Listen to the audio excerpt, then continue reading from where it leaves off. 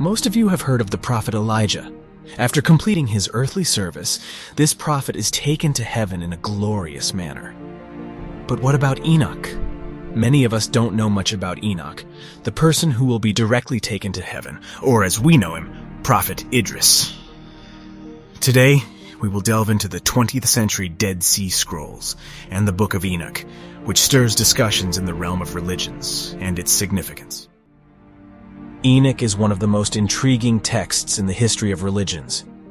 It is among the most important apocryphal books of the ancient Torah. It was removed from the Torah by the First Council of Nicaea under the pretext of being misleading. The oldest fragments date back to around 300 BC, while the most recent ones date back to 68 BC. Of course, the stories and legends in the book have much older origins. The Book of Enoch, which is part of the Dead Sea Scrolls, is one of the oldest known apocalyptic writings in history.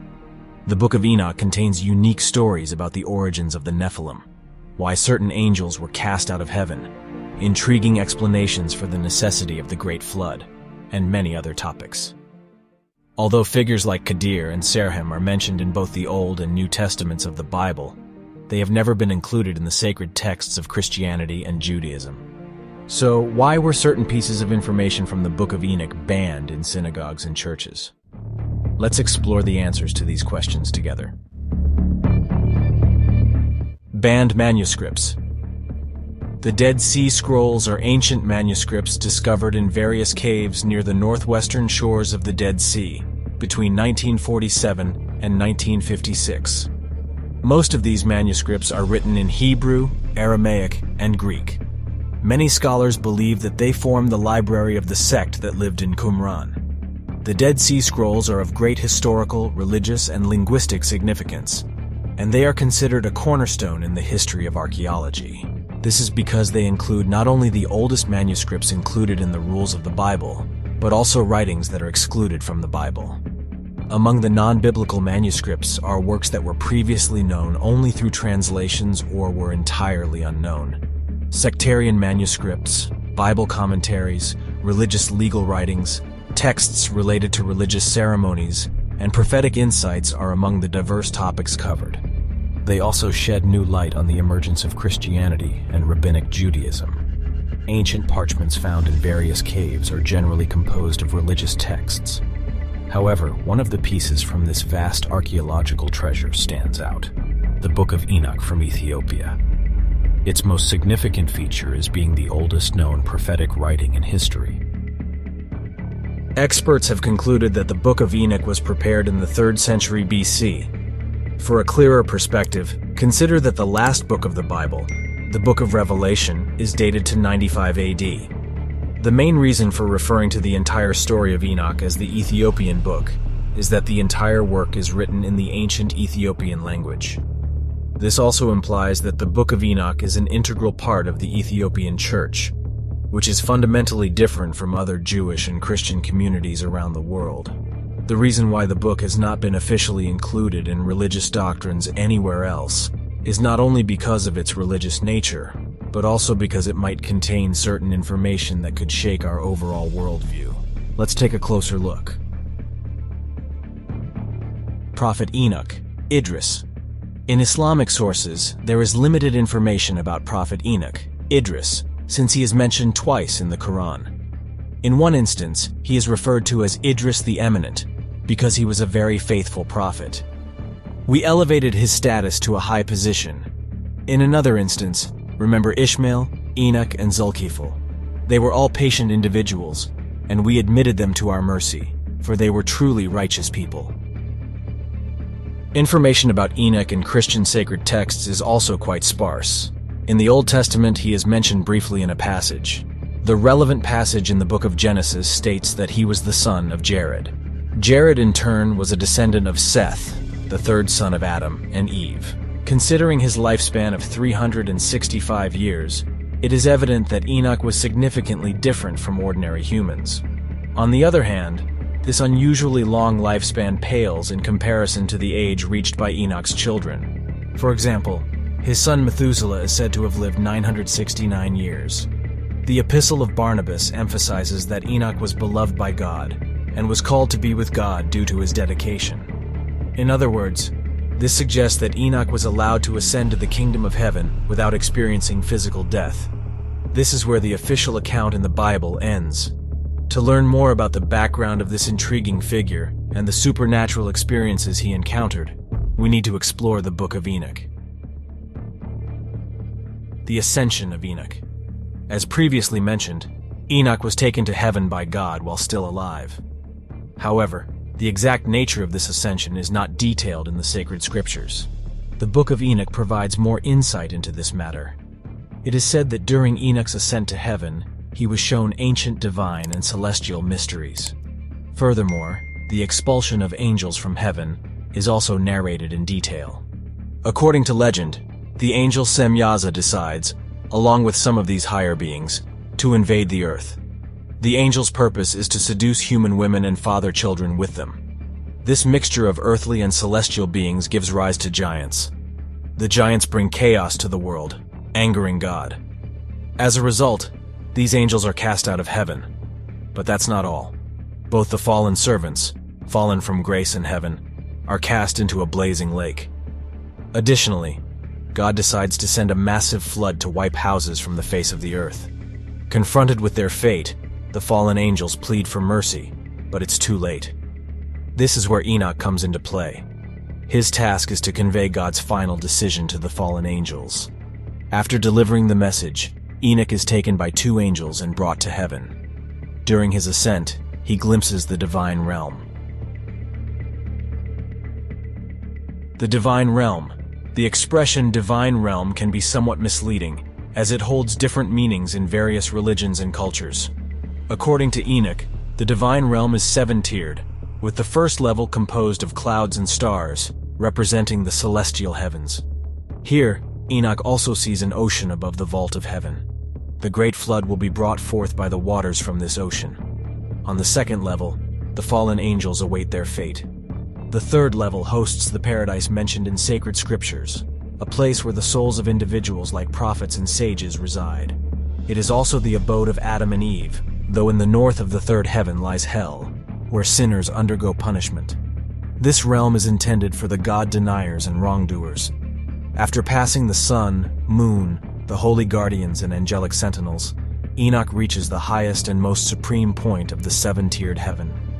Here lies the throne of the Creator, surrounded by a few chief angels privileged to be in his presence. Around the throne are cherubim, angelic beings tasked with transporting those bidden by the Creator. The celestial beings here represent the powers and dominions that govern the workings of the universe, shaping the destiny of humanity. Ultimately, Enoch beholds the Creator, yet the work is rather sparing in depicting the Creator. The only description provided is that the face of the Creator appeared exceedingly powerful. What the author precisely means by powerful is not entirely clear, but you likely grasp the general impression. The scene is depicted as if all the actors of heaven were awaiting this moment. In the Book of Watchers, Enoch appears to intervene in a scene that was never intended for mortal eyes, while here, it seems as though everything awaits Enoch's arrival. Without him, everything is incomplete. Finally, the Creator summons Enoch before him and instructs Michael and Enoch to take him away from earthly sojourns, adorning him with sacred garments. His earthly attire alludes to his human nature. Enoch, on the path to becoming an angel, undergoes a transformation of attire and is tasked with writing down everything the Creator desires. Along with the secrets of the earth and sky, this creation narrative is also encompassed. Enoch writes a total of 360 books in just 30 days and is then sent back to the world, equipped with these writings. The books are later given to Enoch's sons, urging them to renounce all sins and forewarning them of the deluge that God will send to annihilate the wild giants. This information aids Enoch's grandson Noah in preparing for and building his ark in anticipation of the cataclysmic flood. Upon fulfilling his given tasks, Enoch is fully accepted into heaven. Considering all of this, the reasons for the exclusion of the Book of Enoch from the Bible begin to clarify. We know that the experts who decided years ago which books would be deemed sacred texts and which would not carefully evaluated the contents of the Bible. The church needed to take action against those who sought to lead Christians astray. After all, the story of Enoch was becoming increasingly prevalent, and more people were learning about Christianity in a manner that was not intended. Around 382, the Bible was meticulously examined, and ultimately, sacred texts that could be included in the Bible were chosen. Books like the Book of Enoch were decided to be excluded because they did not align with other sacred texts and religious principles. In fact, some of the books, including a book called the Book of Knowledge, were not at all compatible with each other. This led some to doubt the reliability of the Bible. After all, if the Bible was edited by humans, who could prove that important texts weren't removed? According to experts, all the remaining books of the Bible fit together perfectly, and apart from some mistranslations, do not contain contradictions.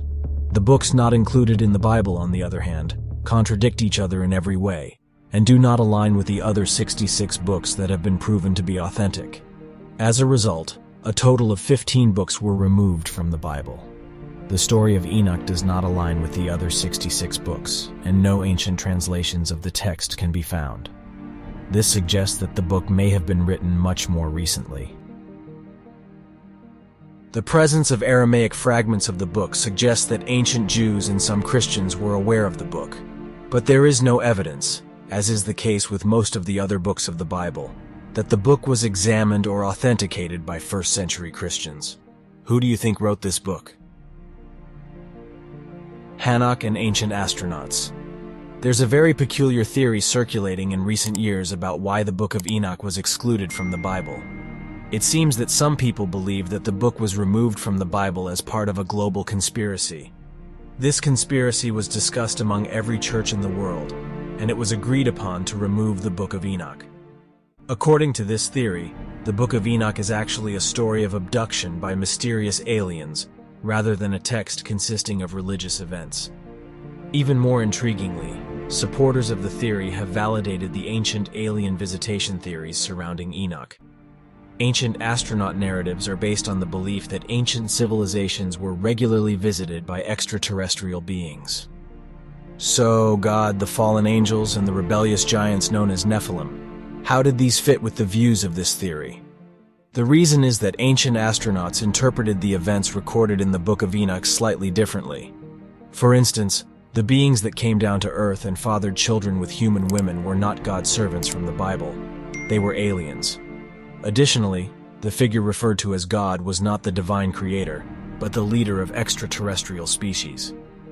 Hanok's ascension to heaven appeared more like a classic alien abduction than a journey to heaven, and what he saw during his journey was either an extraterrestrial spacecraft or their home planet.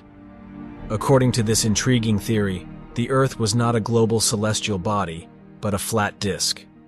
In this perspective, the Earth doesn't revolve around the Sun. Instead, the Sun revolves around the Earth. Anyone who truly believes in the ancient astronaut context of Enoch's story will inevitably encounter a fundamental question. Why haven't aliens visited us since those times?